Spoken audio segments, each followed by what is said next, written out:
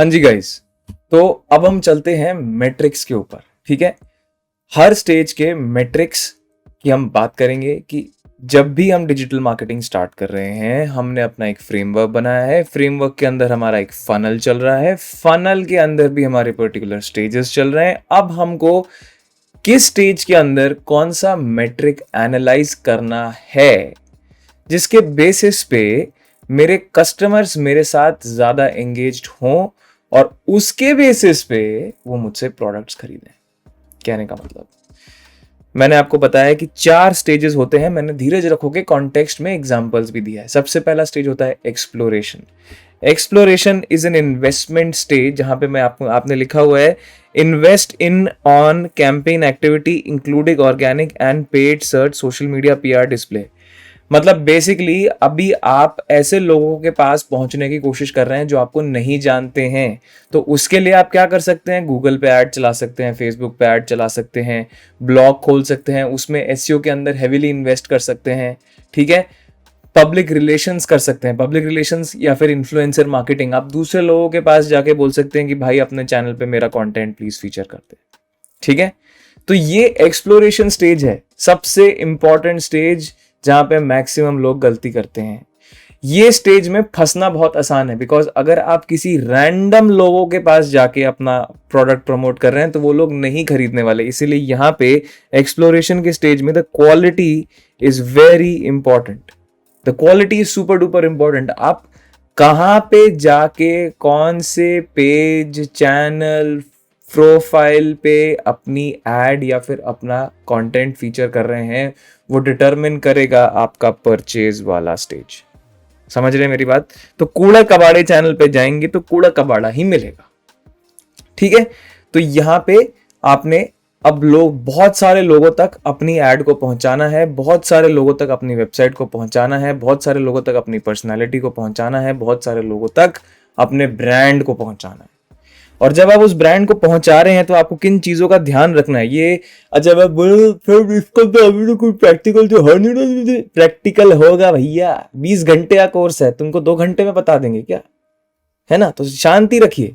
की मेजर्स क्या होते हैं? की मेजर्स होते हैं कि अब जो नए लोग मेरी वेबसाइट पे आ रहे हैं, मेरे ब्रांड से कनेक्ट कर रहे हैं, मेरे से बात कर रहे हैं, क्या वॉल्यूम है? What is the volume? अब धीरज रखो के केस में मैंने आपको बताया कि 50,000 लोगों ने मेरा चैनल देखा, this is the volume, right? Audience की क्वालिटी। अब मैं अगर मान लो घटिया वीडियोस बनाना शुरू कर दूं, मान लो मैं डिजिटल मार्केटिंग का चैनल बनाता हूं, उसमें 1,500 सब्सक्राइबर आते हैं और कुछ भी आलतू फालतू कुछ भी बना रहा हूं, तो मेरे चैनल की क्वालिटी तो खराब हो ही रही है, मेरी ऑडियंस की क्वालिटी भी खराब हो रही है। क्योंकि अब आड़ू पाड़ू कोई भी बंदा आके उस वीडियो को देख रहा है, जो बंदा इंटरेस्टेड नहीं है वो भी देख रहा है, राइट? तो यहां पे काम आती है आपकी टारगेटिंग। आपका वीडियो कौन देख रहा है डिटरमिन करेगा कि आपका प्रोडक्ट कौन खरीदेगा। तो ऑडियंस की क्वालिटी भी मैटर करती है। ठीक है, बट सारे लोग होते हैं कोड़ा में जाके आंसर लिख देते हैं किसी भी क्वेश्चन में, तो ऑडियंस की क्वालिटी खराब हो जाएगी ना। किसी भी यारे गहरे नत्थु गहरे क्वेश्चन पे जाके तुम लिख दोगे, किसी भी यारे गहरी नत्थु गहरी जाके फेसबुक ग्रुप पे तुम अपना पोस्टर चिपका दोगे, तो बकवास लोग आएंगे तो बकवास ही होगा ना, फिर नहीं बिकेगा प्रोडक्ट भाई। ठीक है, audience value and cost. Audience value and cost मतलब वो कितना टाइम स्पेंड कर रहे हैं उस पर्टिकुलर ब्रांड के ऊपर, राइट? एंड कॉस्ट क्यों लिखा है? क्योंकि हर किसी की टाइम की कॉस्ट होती है, राइट? ऑडियंस की वैल्यू क्यों लिखा है? वो वैल्यूबल कितनी एंगेज्ड है, क्या वो उस चीज में इंटरेस्टेड है भी, क्या वो उसकी लाइफ का हिस्सा है भी, क्या वो उसकी प्रॉब्लम है भी, क्या वो उसका एक प्रोस्पेक्टिव सोल्यूशन है भी, या नहीं है आप ऐसे ही चिपका रहे हो किसी को कुछ भी। तो आपने वॉल्यूम देखनी है, कितने लोग आ रहे हैं, क्वालिटी देखनी है, कहां से आ रहे हैं, और आपने वैल्यू एंड कॉस्ट देखनी, कितना टाइम स्पेंड कर रहे हैं, और मेरे को कितना खर्चा लग रहा है। मेरे को भी तो खर्चा लग रहा है ना, ऐड चला रहा हूं, फ्री में थोड़ी ना आ रहे हैं यार। मेरा टाइम का भी खर्चा है, मेरा कॉस्ट, मेरा पैसे का भी खर्चा। ये 3 की मेजर्स होते हैं। आप डिसीजन मेकिंग वाले स्टेज पे जाते हैं। डिसीजन मेकिंग वाले स्टेज पे जब हम जाते हैं तो डिसीजन मेकिंग क्या होता है? B worth finding. ऊपर था इन्वेस्टिंग इन ऑलवेज ऑन, इसमें होता है बी वर्थ फाइंडिंग। अब जो लोग मेरे पास आ भी रहे हैं, क्या उनको मैं एंगेज कर भी पा रहा हूं, राइट? सिर्फ वीडियो देखना इज नॉट एंगेजमेंट, वीडियो को लाइक करना इज एंगेजमेंट। सिर्फ वीडियो को लाइक करना इज नॉट इनफ, वेबसाइट पे क्लिक करना इज ऑल्सो एंगेजमेंट। सिर्फ वेबसाइट पे विजिट करना is not enough, buying is also an engagement. तो क्या मैं ऐसा कंटेंट बना पा रहा हूँ, क्या मैं ऐसी बातें कर पा रहा हूँ, क्या मैं ऐसी चीजें फीचर कर पा रहा हूँ, क्या मैं ऐसा पर्सोना क्रिएट कर पा रहा हूँ। पर्सोना बोले तो बाबू भैया पर्सनैलिटी, क्या बड़ो बड़ो ओ मेरे बड़ो भाई में इतना दम है, तेरे भाई में भी दम है क्या, तेरे भाई में भी दम है, राइट? क्योंकि अगर तेरे भाई में दम नहीं होगा तो तेरा भाई फुस हो जाएगा, समझे मेरी बात? तो वीडियो की क्वालिटी कैसी है, वीडियो का टाइम कितना बड़ा है छोटा है, वीडियो में बातें हो रही हैं, रेलेवेंट है इररेलेवेंट है, वीडियो में इंस्पायर कर पा रहे हो नहीं कर पा रहे हो, क्या वो वीडियो यूजफुल भी है या नहीं है, क्या उससे लीड्स निकल रही हैं या नहीं निकल रही हैं। अब अगर आपने मेरी 3 ट्रायल क्लासेस देखी, मैंने तीनों ट्रायल क्लासेस में लिखा है अगर आपको मेरे कोर्स का पसंद आ रहा है तो आपने मुझे ईमेल करना, आई एम रेडी। क्यों? उससे लीड्स क्रिएट हो रही हैं। लीड्स मतलब 1000 लोगों में से मेरे पास ऐसे 50 लोग हैं जो कह रहे हैं हाँ मैं खरीदना चाहता हूं, लीड बन गई ना। तो कुछ भी आप कर रहे हैं उससे लीड्स बन पा रही हैं या नहीं बन पा रही? अगर उससे लीड्स ही नहीं बन पा रही तो वेस्ट है, समझे मेरी बात? तो यहां पे की मेजर्स क्या हो गए कि लीड्स कितनी आ रही, कितने ऐसे लोग हैं जिन्होंने मेरे वीडियो को देख के, मेरे ब्रांड कोलैटरल्स को देख के, पोस्टर्स को देख के, बैनर्स को देख के लीड बन गए, वो लीड क्रिएट हो गई, ठीक है? दूसरा, कितना टाइम स्पेंड कर रहे हैं वेबसाइट पे। अगर ऐसे लोग आ रहे हैं जो अच्छा अच्छी वेबसाइट है और 10 सेकंड में निकल गए, तो वो लीड थी नहीं ना, क्योंकि उसको एक बंदा 10 सेकंड में क्यों निकल रहा है? क्योंकि उसको चीज पसंद नहीं आ रही है, और जिसको चीज पसंद नहीं आ रही तो वो नेचुरली खरीदने नहीं वाला। अब अगर मान लो मैंने अच्छी जगह टारगेटिंग करी है, लोगों को कंटेंट पसंद आ रहा है, वेबसाइट पे आ रहा है, तो नेचुरली टाइम ही स्पेंड करेंगे। टाइम ही स्पेंड नहीं करेंगे तो फिर तो हो गया आपका काम। समझे बात? समझे हमें बात समझे? दूसरा, सब्सक्राइब, लाइक्स एंड शेयर, ये बहुत इंपॉर्टेंट हो जाता है। मैं बार बार बोलता हूँ लाइक करें, लाइक करें, लाइक करें, सब्सक्राइब करें। क्यों? और करेगा भी वही जिसको अच्छा लगेगा, कोई ऐसा फालतू में लाइक तो नहीं करता ना। इसीलिए मैं बोलता हूँ कि लाइक करें, लाइक करें, क्योंकि ये एक मैट्रिक है बाबू भैया, एक मैट्रिक है, ये एक मैट्रिक है जो बहुत इंपॉर्टेंट है। ये चीजें अगर आपकी पोजीशनिंग अच्छी होगी, ये मैट्रिक्स अच्छे होंगे तो आप इवैल्यूएट कर पाओगे यार, इतनी मेरी वॉल्यूम थी, इतने मेरे लीड्स आ रही हैं, इतने मेरे सब्सक्राइबर्स है, तो आप आगे की स्ट्रैटेजी प्लान कर पाओगे ना बड़े भाई, राइट? तीसरा होता है परचेज। अब भाई यहां पे लिखा है परसुएजन मार्केटिंग, ये तो मैं आई थिंक इसमें तो मैं बहुत टाइम से पैसा इन्वेस्ट कर रहा हूं, अपना टाइम। परसुएजन मार्केटिंग होती है using CRO, conversion rate optimisation, marketing automation. इसको अभी आप मत देखिए, ठीक है? ये थोड़ा सा एक्स्ट्रा इन्होंने वो कर दिया। आप बस ये देखिए, to ensure contextual relevance, brand trust and value drives conversion. अब ये लोग इसको देख के काफी कंफ्यूज होने की जरूरत नहीं है, बिल्कुल भी कंफ्यूज होने की जरूरत नहीं है। इसका सिर्फ इतना ही, कॉन्टेक्सचुअल रेलेवेंस का क्या मतलब है? कॉन्टेक्सचुअल रेलेवेंस का मतलब है जिस कॉन्टेक्स्ट में मैं बात कर रहा हूं क्या वो रेलेवेंट है। अगर मैं आपको ये बोल रहा हूं कि डिजिटल मार्केटिंग जॉब करने के लिए अगर आप मेरा कोर्स खरीदेंगे तो मैं आपको ये सब चीजें बता रहा हूं, क्या वो बंदा जॉब ढूंढ भी रहा है या तो मैं ऐसी वीडियो दिखा रहे हो उसको, ठीक है?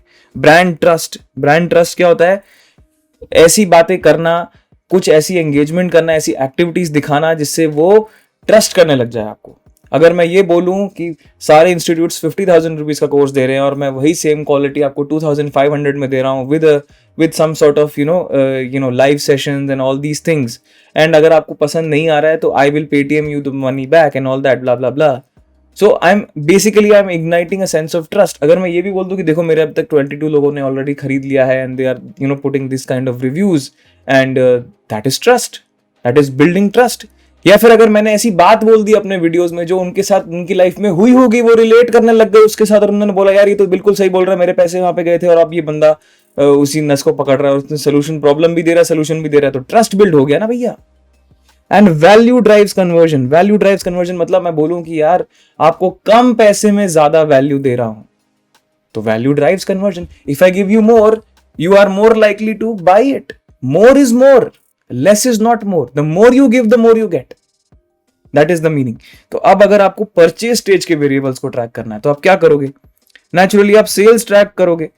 तो भैया मैंने आपको बताया 50,000 में से 1,000 people like, comment, engage and subscribe, out of that 500 people visited the website, out of it 22 people bought the course, so 22 becomes the metric. Revenue and profit, 2,500 का अगर कोर्स है, क्या उसकी प्राइसिंग कमेंजुरेट कर रही है मेरे एफर्ट के साथ? क्या 2,500 रुपए मेरे लिए प्रॉफिटेबल है? क्या 2,500 रुपए में से GST निकालने के बाद और पार्टनरशिप देने के बाद मेरे पास इतना पैसा आ रहा है कि मैं बोल सकता हूं कि हाँ यार ये कोर्स वर्थ इट है? आज की डेट में देखा जाए तो मैं लॉस में बेच रहा हूँ। क्यों? क्योंकि मैं यूजर्स अक्वायर कर रहा हूँ।